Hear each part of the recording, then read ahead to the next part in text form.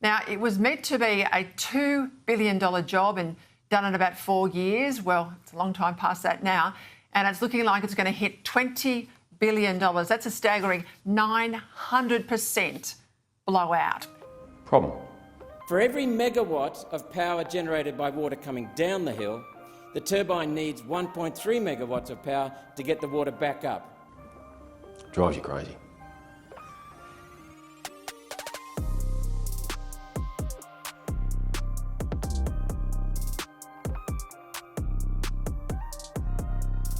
We've always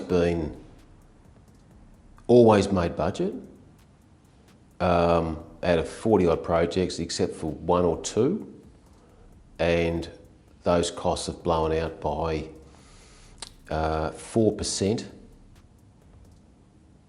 on 2 of them, and took an extra 2 months. But in the whole scheme of things, the profit on project was very profitable. So it's only happened to me twice, and that was a number of reasons. It had more to do with contamination and trades. Yeah, so that's the worst I've ever had. Now, 900%. See, what happens with that is that there's nothing. If we investigated the government, both federal and state, and asked them, before we start talking about all your shortcomings and the things you've done right and wrong, both Liberal and Labor, and we just want you to we'll start with, we want to be hard on the problem and soft on the person. We want to have a list of all the projects that you've come within budget.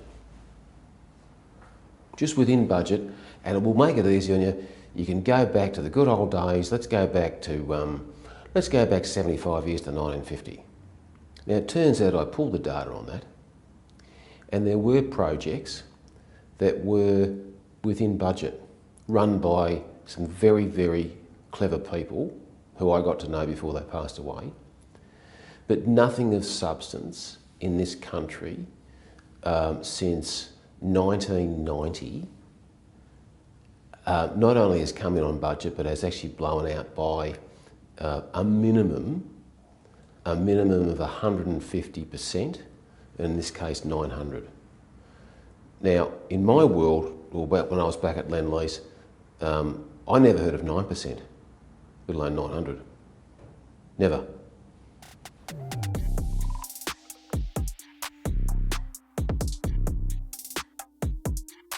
That's absolute rubbish. The mining companies for 45 years have been becoming what they call JORC reports and heat sensors and thermo-imaging. Now that's been around. In fact, thermo-imaging was first reported and first available and invented in the late 60s, for X-ray and thermo-imaging. And so that's just, I don't accept that, because, even in my world, I'm imposed to drilling reports. If I go down for 2 basements or 3 basements, I've got to go down on a block that's an acre big, acre in size. I've got to go down 18 metres over 24 point load points, stress load points. So if you look at a grid, it's gridded, and I've got to go down 18 metres to test the bearing load. And what the hell's down there? Is it water, clay, rock? And that's not a cheap exercise. That's $100,000 to go and drill holes. So even when I hear that and look back and have a look at the data and look at the JORC reports, the thermal imaging and what's available for technology, I'm betting that what they claim, that might have blown out. That might have blown out by 30% if it was done right, but not 900. That's rubbish. Most of that blowout budget has been done by a nod and a wink, and no one wants to talk about it, because that's what's going on. 900%, that's insane, and that's going on now. It's been going on a long time. That is rubbish. If we went back and audited those files on what could have, if that was investigated, you'll find that, well, the audit trail is conveniently vaporised. There'll be no documentation on it, because that's rubbish.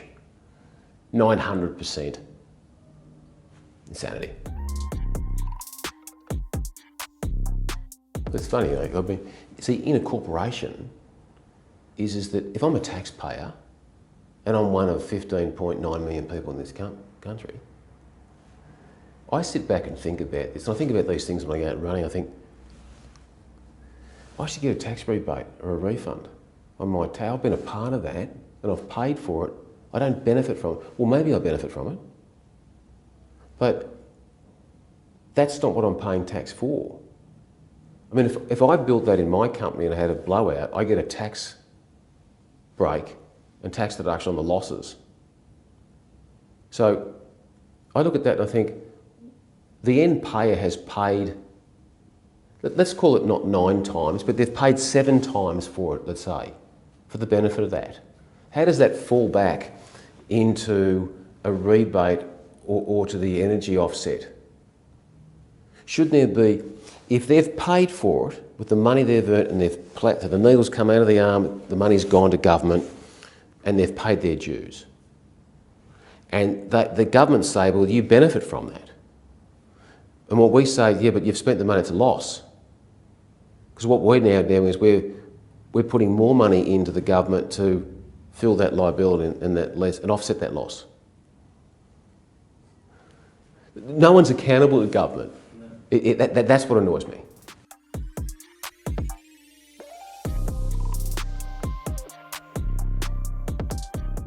See, what happens is, in accountancy terms, it's recovery. So to get the recovery back, we've got to jack the prices up. And so the cost per unit of power, kilowatt power, runs up in services, engineering, anything you talk about as far as whether it's water, whether it's power, because the rates go up because we've got to recover the loss. So the units go up per use, the end buyer, the money's in the end, the consumer always pays. And no one's accountable for it. And it's just extremely, and I think coupled with that, and then to, oh, well, we'll blame it on the engineers. Let's just blame it on the engineers.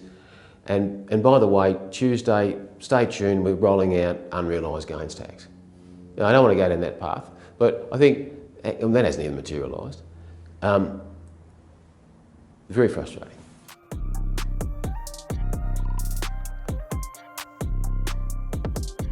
I mean, with these projects, I mean, you know, it's just, and even with the tunnels and those things, I mean, it's just gone on and on and on. And I look at that now, I think, are we far better to spend the money in other places, and who should have a say in the priority of that spend? Was the tunnel necessary with a blowout the budget? Was that necessary to that level? And at no stage was it flagged when it was 300% blowout, by the way, and no stage was it flagged when it was 700%. Now it's like, oh, hang on, we've got to declare it, because the Auditor in General has got to report that.